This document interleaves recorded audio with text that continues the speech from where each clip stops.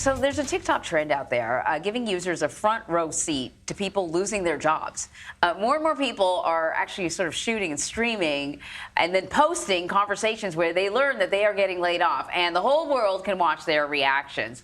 For more on this, we want to bring in Jason Dorsey. He's the author of Zeconomy and the president of the Center for Generational Kinetics. He focuses on the differences between generations and how those differences can impact businesses. I feel like we talk about that a lot lately. So there are a ton of videos out there, but I just want to say this. We here at CBS News, because we are a news organization, didn't necessarily feel comfortable showing some of these videos because we really can't verify them. We really can't verify that these people actually were being laid off in the moment. This is what they're telling us. So that's why you guys are not going to see. In other words, that they're not being filmed after, and you're just watching their reaction. Or they never got laid off at all, right? So that's part of the reason why we're not going to, show them, but you can go on TikTok and find them.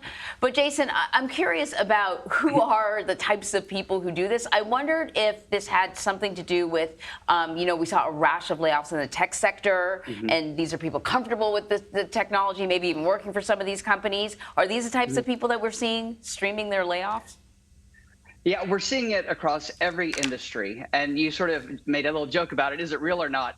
The vast majority of the time what we're seeing is it is real. People are filming getting laid off. They're filming walking out. They're taking the snacks on their way out. So many of the videos are real. And by the way, part of the way we know is if you follow people on TikTok, then you sort of know that's their real job and they've been working there. Maybe they shared when they got hired and they were so excited, or they got a promotion, or whatever that is. But so you're following this journey. Now, are some of them for entertainment? Of course. But a lot of them are very real. And what's important is that many of the young people we see that post this on TikTok, remember, they've grown up on TikTok. They've shared their setbacks. They've shared their breakthroughs. It could be a breakup with somebody. It could be getting into college. So it's absolutely normal for them to want to share on TikTok something as important, as emotional, and for many of them, the very first time they've ever been laid off. So of course they want everybody to know, and then wait for the feedback to tell them whether or not it was the right decision. Wait for the feedback. But, well, exactly. Wait for the feedback, because there's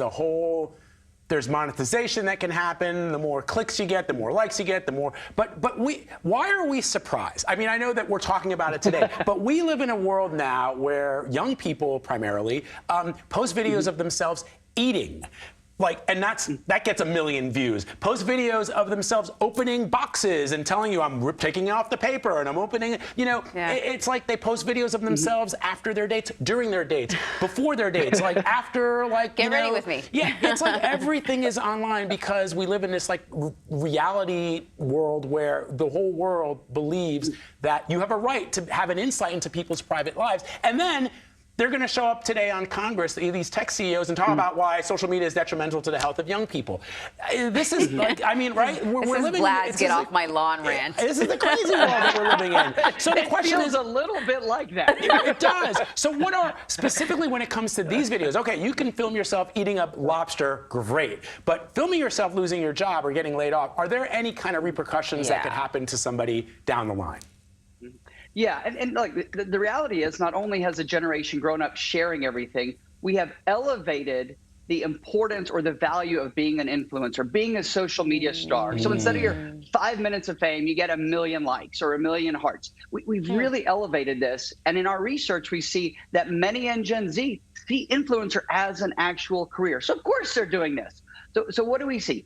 We see that Gen Z wants to share it. They want to get the feedback. And oftentimes they struggle to have vulnerable conversations in person.